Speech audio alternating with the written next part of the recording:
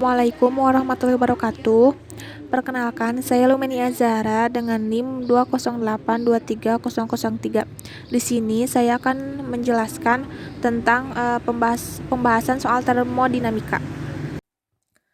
Soal yang pertama, gas yang terdapat dalam silinder yang dilingkungi oleh lapisan tebal buldu dimampatkan dengan cepat sehingga temperaturnya naik beberapa ratus derajat.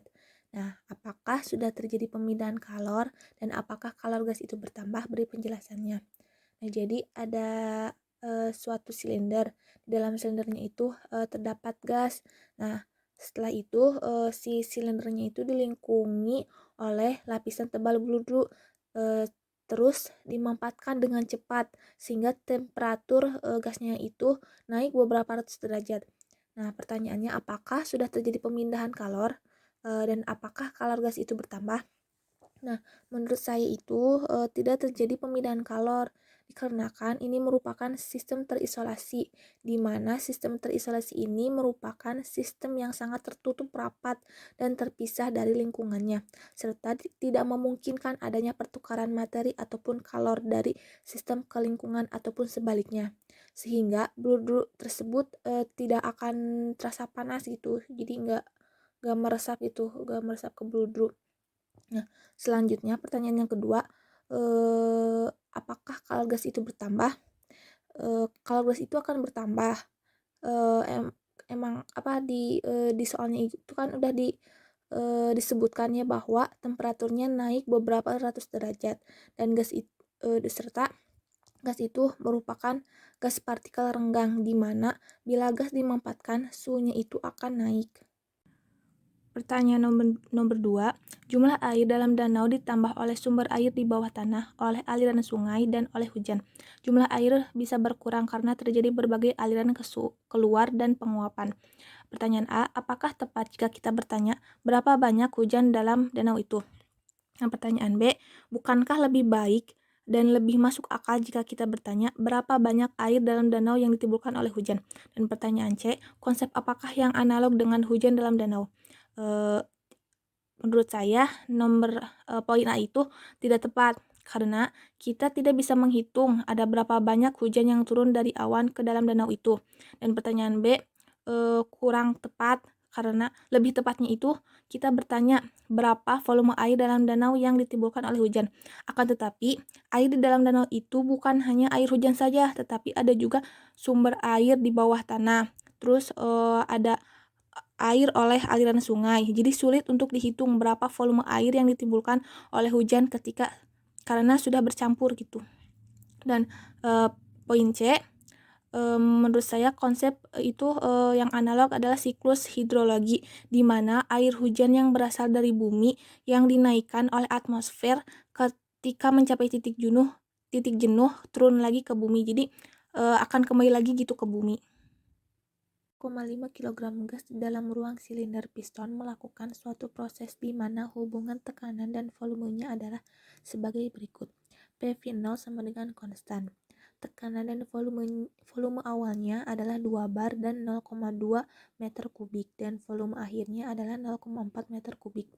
Perubahan energi dalam gas selama proses adalah U2 dikurangi U1 sama dengan min 40 kJ per kilogram. Tidak ada perubahan energi kinetik dan potensial. Tentukan jumlah perpindahan panas selama proses. Nah, kan di soal udah diketahui PV0 sama dengan konstan dan masanya itu 0,5 kg, terus tekanannya itu 2 bar, volume akhirnya atau V2-nya itu 0,4 meter kubik dan volume awalnya atau V1 itu 0,2 meter kubik. Nah, 2 bar itu kalau diubah ke Pascal nilainya 2 kali 10 pangkat 5 Pascal, atau Pascal itu kata lainnya adalah Newton per meter kuadrat. Nah, N-nya itu 0, PV 0 dan P-nya itu konstan. Nah, memakai rumus kalau yang PV 0 itu memakai rumusnya yang ini, W sama dengan P dikalikan V2 dikurangi V1. Nah, P-nya itu sudah diketahui 2 kali 10 pangkat 5 Newton per meter kuadrat, dan V2-nya itu V akhirnya adalah 0,4 meter kubik dan V awalnya adalah 0,2 meter kubik. Nah, jadi tinggal masukkan angkanya 0,4 meter kubik dikurangi 0,2 meter kubik.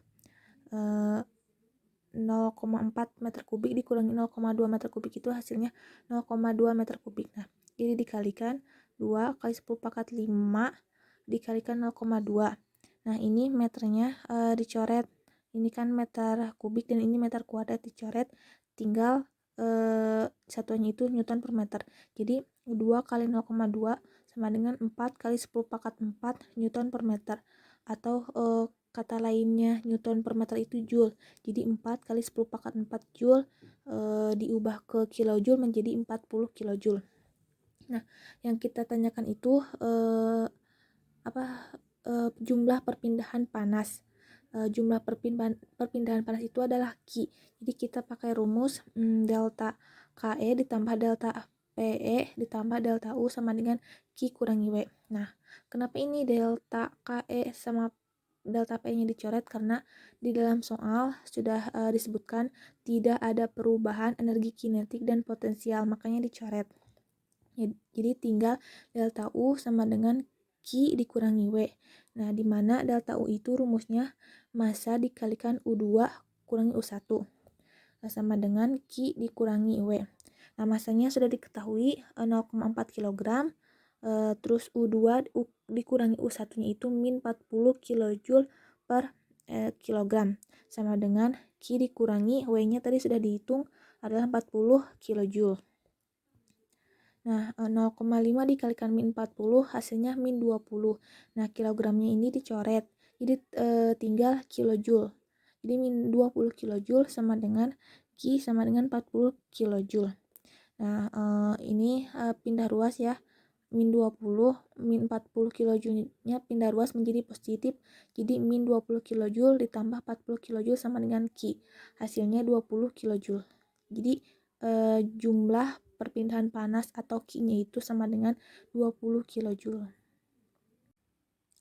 Soal nomor 4, suatu sistem roda gigi atau gearbox beroperasi secara steady dan menerima kerja melalui suatu proses input sebesar 40 kW dan meneruskan daya melalui proses output. Laju perpindahan panas dari sistem roda gigi adalah melalui konveksi, di mana konveksi itu Q sama dengan min H dikalikan A dikalikan TB dikurangi TF. Di mana H sama dengan 0,171 kW per meter kuadrat, K dan A sama dengan 2 meter kuadrat adalah luas permukaan sistem, dan TB sama dengan 310 K adalah temperatur di permukaan luar, dan TF 295 K adalah temperatur lingkungan. Untuk sistem roda gigi, tentukan laju perpindahan panas dan daya yang diteruskan melalui proses output dalam kilowatt. Nah, jadi kan sudah diketahui ya, Q-nya itu min H dikalikan A dikalikan TB kurangi TF. Jadi Q dot sama dengan min H dikalikan A dikalikan TF dikalikan TB kurangi TF. Sudah diketahui di soal min hanya itu 0,171. Nah, dirumuskan ada minnya, jadi min 0,171 kW per meter kuadrat dikalikan A-nya itu 2 meter kuadrat. Tinggal masukkan 2 meter kuadrat dikalikan TB-nya itu 310 dan TF-nya itu 295. Jadi 310 dikurangi 295. Lanjut ke bawahnya sama dengan min 0,171 kW per meter kuadrat dikalikan 2 meter kuadrat menjadi min 0,342. Nah, meter kuadratnya itu dicoret, jadi satuannya tinggal kilowatt. Nah, 310 dikurangi 295 itu hasilnya 15. Jadi Q dot sama dengan min 0,342 kW dikalikan 15 menjadi min 5,13 kW. Ini baru laju perpindahannya atau Q dot. Sekarang daya yang diteruskan melalui poros output dalam kilowatt. Nah, rumusnya itu DE per DT sama dengan Q dot kurangi W dot. Nah, kenapa ini dicoret? Karena tidak terjadi perpindahan kecuali konveksi serta melakukan steady atau tidak ada parameter yang berubah terhadap waktu. Jadi dicoret. Nah, jadi tinggal Q dot kurangi, jadi kan 0 ya, udah dicoret. Tinggal Q dot dikurangi W dot. Nah, W dotnya itu pindah ruas menjadi positif, W dot sama dengan Q dot.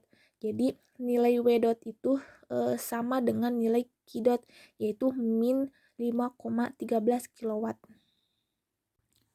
Soal nomor 5, air berada di dalam ruang silinder piston mengalami dua proses secara berurutan dari tingkat keadaan awal di mana tekanan dan temperaturnya 5 bar dan 400 derajat Celcius. Proses 1-2, air didinginkan ketika dimampatkan pada tekanan konstan ke tingkat keadaan uap jenuh. Proses 2-3, air didinginkan pada volume konstan ke temperatur 150 derajat Celcius. Pertanyaannya, buat sketsa diagram PV.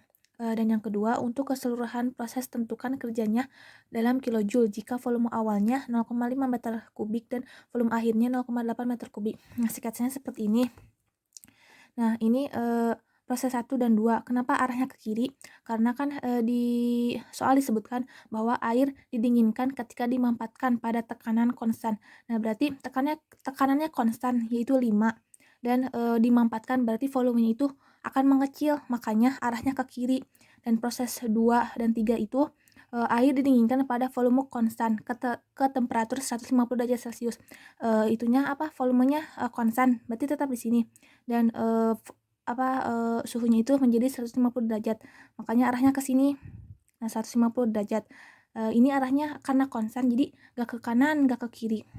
Seperti itu. Dan yang B, ditanyakannya adalah kerja dengan rumus W sama dengan integral 1-3 P dV. Kenapa 1-3? Karena kan itu prosesnya ada 1, 2, dan 3. Nah, dipisah, jadi integral 1-2 PDV ditambah integral 2-3 PDV. Ini kan dicoret menjadi 0 karena di dalam soal air didinginkan pada volume konstan ke temperatur 150 derajat Celcius, makanya ini 0. Nah, P-nya dikeluarkan, jadi P sama dengan integral proses 1-2 dV. P V 1-2 menjadi P dikalikan V2 dikurangi V1. P-nya itu 5 bar, diketahui di soalnya 5 bar, dan V2-nya itu 0,8 meter kubik, V1-nya itu 0,5 meter kubik. Nah, 5 bar 0,8 kurangi 0,5 hasilnya 0,3 meter kubik. Jadi 5 bar dikalikan 0,3 meter kubik hasilnya menjadi 1,5 bar meter kubik. Nah, 1 bar itu tadi sebelumnya sudah dijelaskan, 1 bar itu sama dengan 10⁵ Newton per meter kuadrat. Makanya ini 1,5 diubah menjadi 1,5 dikali 10⁵ Newton per meter kuadrat dikalikan meter kubik. Nah, meternya ini coret, tinggal sisa 1. Jadi satuannya itu tinggal Newton per meter. 1,5 10 kali 10⁵ Newton per meter, atau ada kata lain satuannya itu jadi joule kata lainnya. Jadi 1,5 dikali 10⁵ Joule diubah menjadi kilojoule menjadi 150 kilojoule.